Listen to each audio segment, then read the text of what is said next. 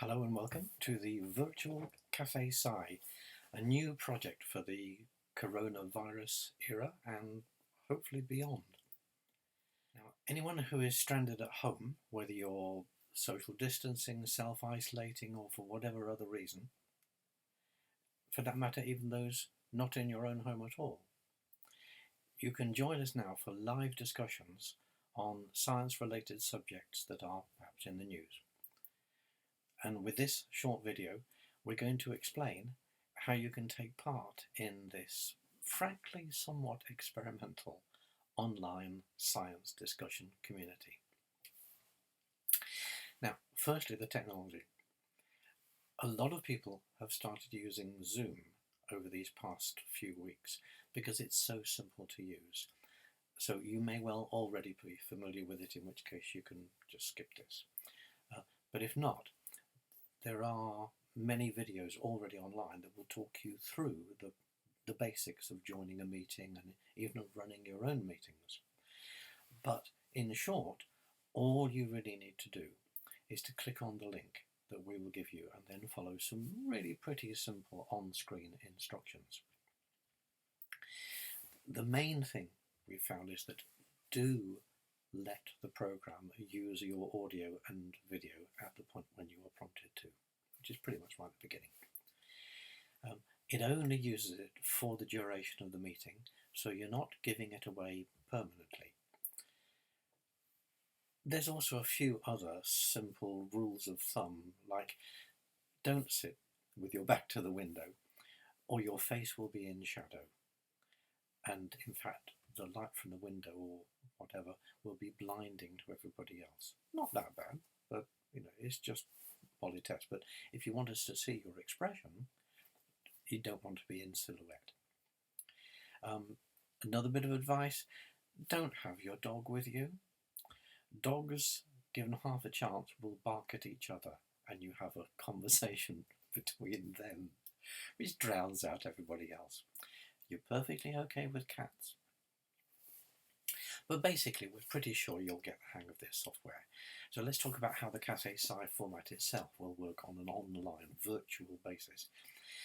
The standard Cafe Sci format in the era of face-to-face gatherings was to have a short initial presentation. We would usually suggest 20 minutes, followed by a much longer Q&A that could be an hour, hour and a half even, where you really dig down into the detail of what somebody's trying to convey. For the moment, we're going to be scheduling these talks for an hour, but do be prepared for them to go on longer if there are a lot of questions or if there's a lively discussion. We'll have to see how it goes. So for the moment, we're planning to have these talks weekly on Wednesdays from 5 till 6, but with the possibility of going on longer. We calculate, well, we guess, frankly, that the 5 to 6 p.m. slot will be after the peak bandwidth time for example, people who are homeschooling or having work meetings or downloading films to watch in the evening, which tends to happen later, apparently. So hopefully this is a socially responsible and also a socially responsible use of bandwidth, and also practical if bandwidth demand becomes an issue, as it seems likely to do. So Wednesdays 5 till 6, we may well add further days, perhaps other times as well, as this experiment evolves. So do check with the Cornwall Science Community website. So every Cafe Sci talk has a different topic and almost always a guest speaker. Sometimes we've had a panel. That might be more tricky virtually. So at the moment we'll aim for guest speaker-led topics. And besides the speaker, there's always, for a face-to-face Cafe Sci, there's always a chair. So for this, there will always be a member of the Cornwall Science Community team chairing and hosting the discussion. And that person will try to make sure that everyone gets to ask a question or perhaps make a comment. If time allows, of course. If there's a lot of people in, we may have to be a little selective about who gets their question or their comment asked. So the point is that you can actively participate, by commenting or by asking a specific question.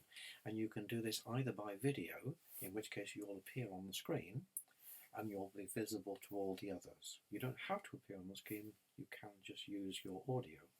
But if you have the video on, you can appear on the screen. But you can turn the video off. You'll still see the speakers, but they won't see you. And you can also post a question in the chat column, which sits on the side of the video images across your screen.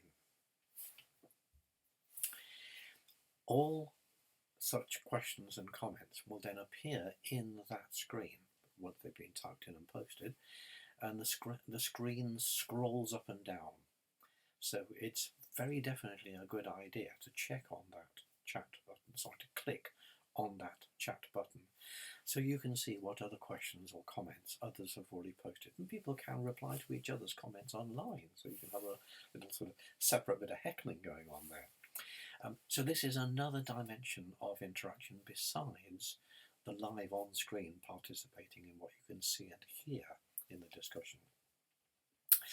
A couple of other things to mention when you first join a discussion, which is kind of like walking into a room, except that the host of the meeting can mute all participants on entry. So there's not a great cacophony of greetings and people saying hello, asking how this works and so on, which can delay everything. So don't worry if when you first log in you can't be heard. We can always turn you on later, as Timothy Leary said. So if you're completely new to all this and it's your first time, it's probably a good idea to log into the discussion, that is to click on the link, a few minutes early.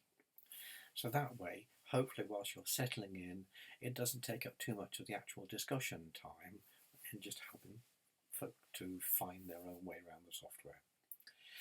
As we've said, it's pretty simple to use, but if you do get stuck, you can try asking for help, and particularly you can do that in the chat area. So we may continue to use this particular video as an explanation as to how to get in and how to make a Cafe Sci discussion work, or we may update it in a few weeks or a few months' time or so. We'll see.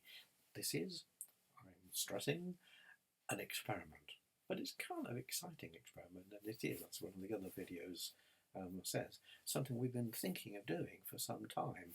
The Corona era simply gives us the reason to get into it sooner rather than later. But innovation, always good to innovate. Okay, so we'll see you there.